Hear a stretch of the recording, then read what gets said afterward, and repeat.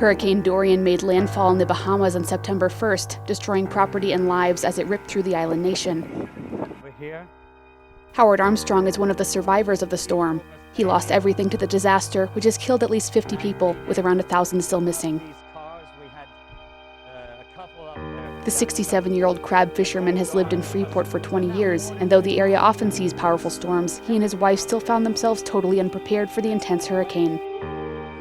The water was up inside the rafters into the roof. We had bunkered down in the house that afternoon, and like everybody else, not thinking the storm was coming. But by the next morning, 5 o'clock in the morning, the water was rising very quickly and really quick, which engulfed the whole house. And the furniture was hitting everything. It was very dangerous. Imagine being in here and this chair is thrown over there. Howard and his wife became trapped as the water entered their home. He fought to keep his wife afloat, placing her on top of furniture to keep her head above water, but he knew they both needed help.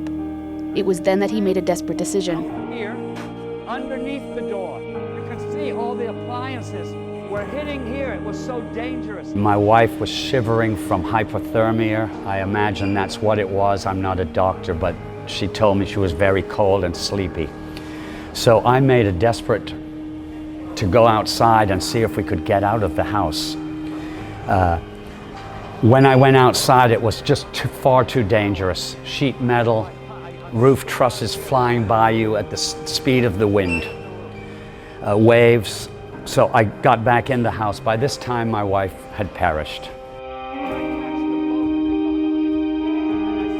In total shock, his survival instincts took over, and he used what was left of his strength to swim for his fishing boat, which was still moored a few hundred meters from the house.